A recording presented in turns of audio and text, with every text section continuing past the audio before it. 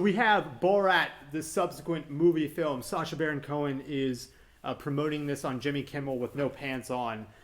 So this movie is in full swing. Amazon was nice enough to give us a screener of it. And oh my God, does it live up to the expectations and possibly exceed it? I could not have been happier with how this turned out. That's my spoiler take right there. Ryan, what did you think about this? I thought this was hilarious.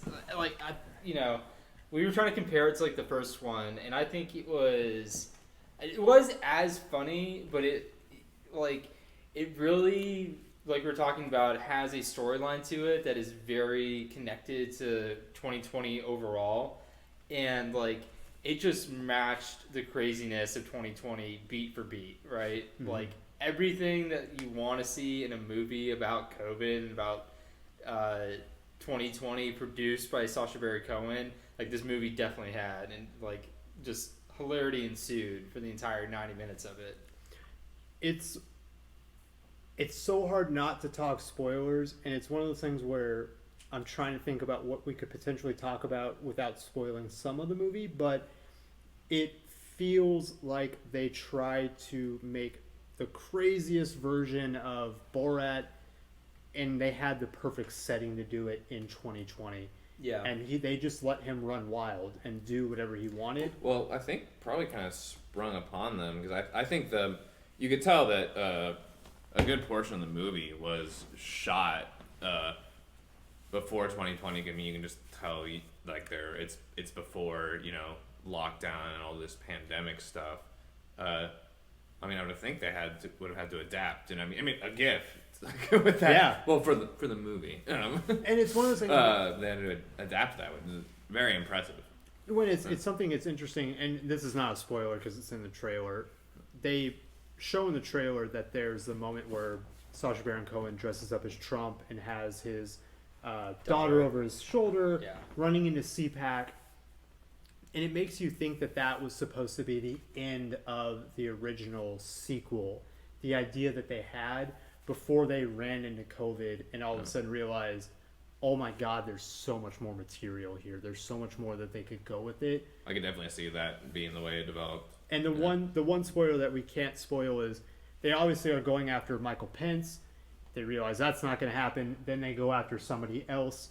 I don't think that had been teased in the teasers at all, or in the trailers, if I remember correctly. Right. So we won't I watched one trailer. Yeah, I didn't see anything about that. So we won't. But that we can kind of spoil without spoiling. There will be some kind of scene that everyone will be talking about on Friday. Oh, I think so. Yeah. That's easily. That is something that we can include, and we can talk about there for a second. And we've had differing opinions on this. I'll say, I think this is going to be something that, and this is a moment towards the end of the movie that is going to, I think, blow up, or within the liberal whatever. Right. People are going to freak out. Like, that is going to be a moment when it drops, because it's not something that blows up because people weren't expecting it.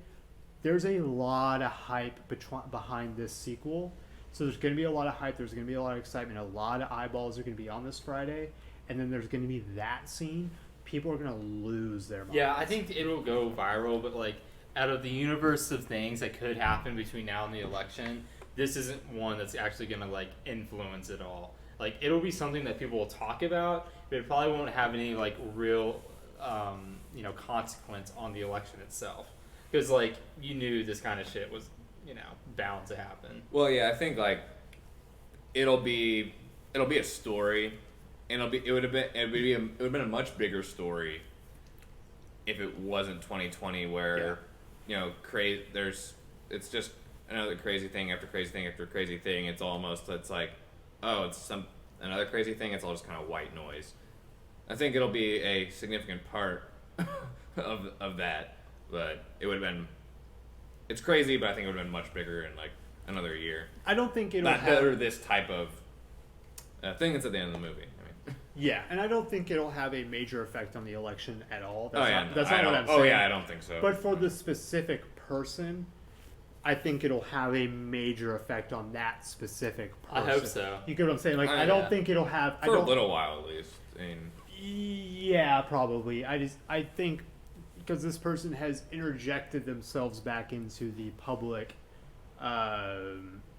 what's the right word? Mindset or Just public eye. yeah, public eye within the last couple of weeks. I'm trying to tiptoe around this as yeah, best you as really I can. are, yeah. Yeah, he's interjected himself back into it in a certain way, and then this is going to come out, and I think that coupled with this is going to be something that will be a massive talking point. Yeah. It's crazy. Did this exceed your This is something we can talk about non-spoiler. This had massive expectations when it was announced 3 to 4 weeks ago. Now, 3 to 4 weeks is not a lot of time to build hype, but the first movie was something that was huge. It was a cultural phenomenon. It won Oscars. Did this exceed your expectations for what a sequel to Borat would have been? I mean, is it acceptable to say yes and no? Yeah, no, I mean, Uh, that's why we do a show. Yeah. So I'll go no first. Just the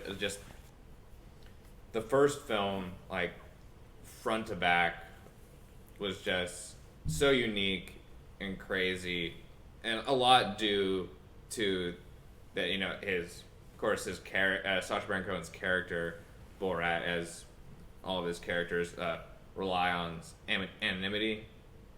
Mm-hmm. And so he had that luxury when completely when the original Borat was filmed. Yeah, 14 years ago. Yeah, and now they have to play around, and it's fun like how they kind of like meta play around that, especially at the beginning. But there's some scenes where it leaves you to wonder. It's like, okay, how much are the normal people? How much are they in on it? Like, how much like naivety can you have to all this? It leaves you wondering that some, and there's more. And I guess and the benefit of seeing the first film, you can see more of the overall narrative throughout the story and the things they had to like definitely have in place for that narrative to continue. It didn't feel as like kind of crazy, I guess, as the first one, and that's and I still laughed a lot, but that was a feeling I had for I don't know, like first 2/3 of the film. But man, like the last like 30 minutes or so, I was like laughing and shocked for a lot of it. And so it said yes and no beginning of my answer. The yes part is I was so entertained, like over the top, and like did it exceed expectations as a product of its time, like this moment of culture which is so unique right now, like in 20 like an election year and a pandemic and all that. Yes. Oh my god, yes. Yeah, so I think it did both. Like, it lived up to like my expectation of what I thought this movie was going to be, just like based off the trailer and like the lead up to it. And I thought it did a really good job of, it wasn't a carbon copy, or it wasn't like a redo of the first movie.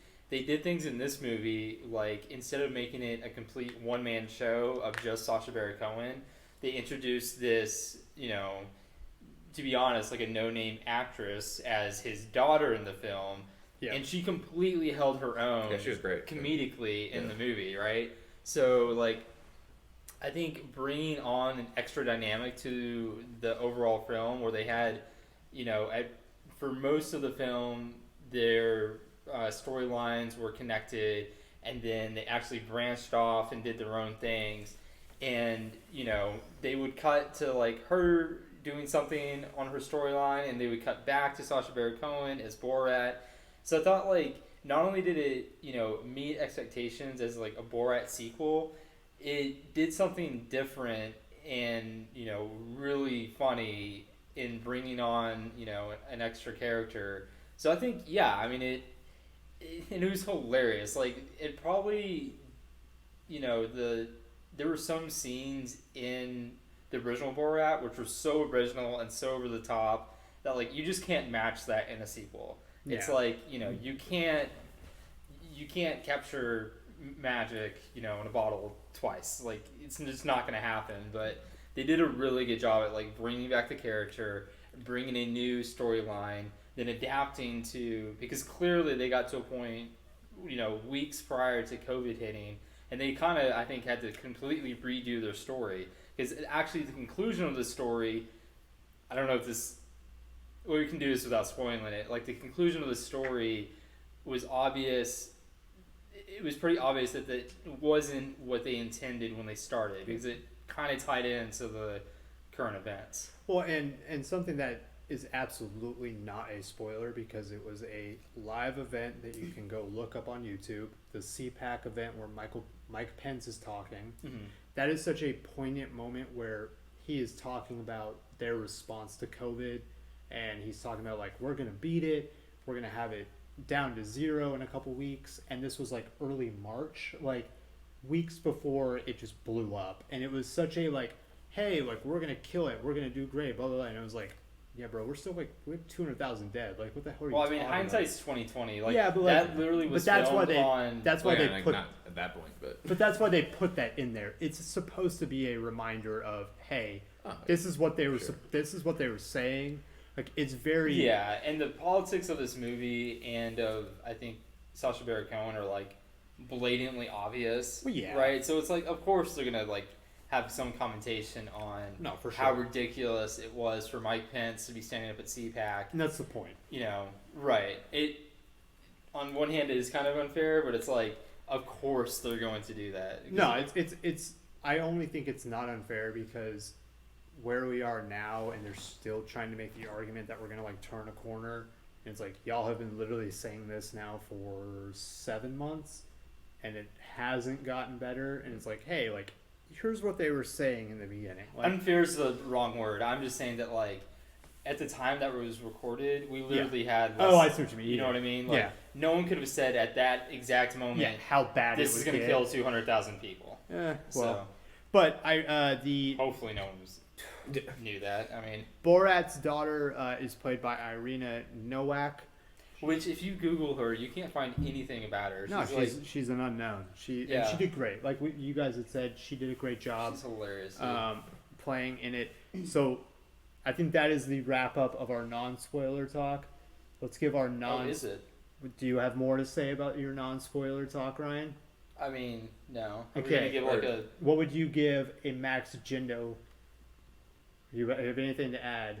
Oh, I was gonna say, yeah, well, you were saying, Ryan, like that, you know, they couldn't have, it would have been unreasonable for them, you know, try to recreate what the original would have done, and I agree, like, you have to do something new with the sequel, especially because they tried to go for, like, the same brand, I mean, it's still like the same brand, but, like, the same type of over the top and go, like, farther than that.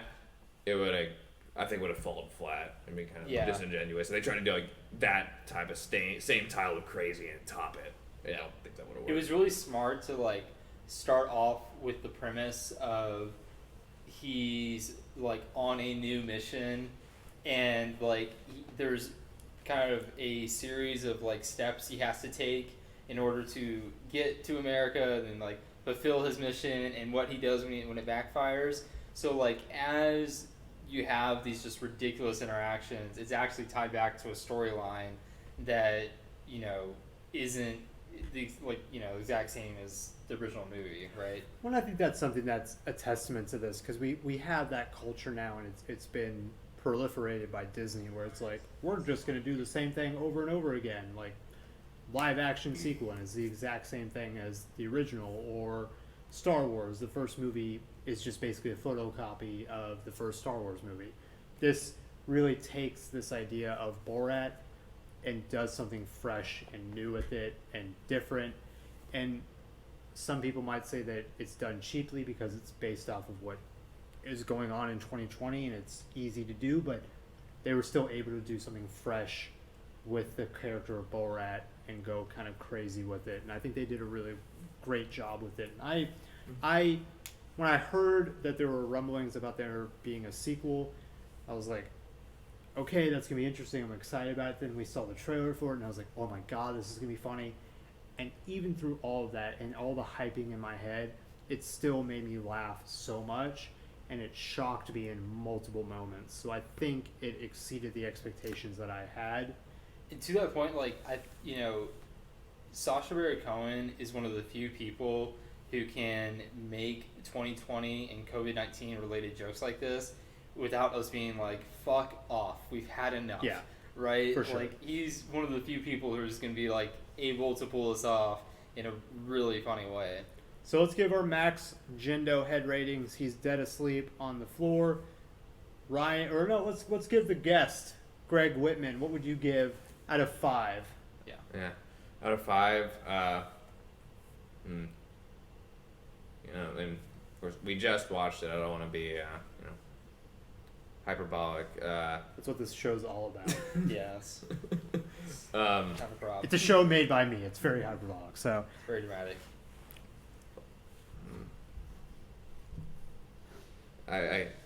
I'm gonna give 2 scores. I feel like you're gonna make me give 1, and that's fine if you end up doing that. I feel like as like a film overall, if I come back to it after a few years, probably be like 3.5. okay. But like right now, like as like a product of like the culture we're in right now, and how timely in a good way that it is, like 4.5. Okay. Yeah. I'd give it a 4.25. I was between a 4.5 and a 4.25. I'm gonna say this because Greg and I talk movies a lot. Greg got on me one time because I said 4.5 for some movie. I think it was Justice League Dark. Yeah. Oh yeah, that was didn't you give it a perfect score? I gave it a ridiculous. yeah, and that was the thing. I said that, and then you were like, "Dude, what the hell are you doing?" And I was like, "You're right." So I've been. It's like figure skating. You can't give it a perfect score. Especially, I mean, hey, I liked the movie. It was Yeah. fun, but that Yeah. is not 90% of the time, I have to give he gives his score, then I'll give my score. Yeah. Then I'll have to convince him to come down Yeah. because he's Yeah. at least Because I'm like, it's half freaking awesome. He's half a point over Yeah. where he should be. So that's why I preface all of that with saying, and that's why we usually do the like write down what our try scores not to before. influence each Yeah. other. Yeah. I think I give it a 4.25. It's a comedy that exceeds everything that I was expecting. It has some truly shocking moments in it, and it's filmed in Dallas. So how could I not like this Yeah. movie? So I think if you really want to get a kick out of 2020, like in 3 or 4 years, go ahead and watch 76 Days and then watch Borat, subsequent right. Moviefilm. that'd be a wild double feature. Yeah. No, You go super depressed and be like, it was just okay. pull your back self from the abyss. Yeah. You want to watch movies shot in Dallas? Watch Borat, subsequent movie film, and RoboCop. It's a nice double feature. Yeah, no, it's a great double feature. RoboCop? Yeah. Okay. Yeah. That was shot in Dallas? We did not know that. Fuck me sideways. Okay. Did you see like you can see like the reunion ball and everything? Yeah, I know it's like set in Detroit, but they thought like the Dallas skyline looked like futuristic at that time, so they shot it in Dallas. What? It is All right, some like, Dallas trivia movie news or movie trivia. Jesus, I didn't know that either. like Gray can be our Dallas film history expert. Buff. So They- now, It pays 2 rubles an hour. That's about what I'm worth in that category.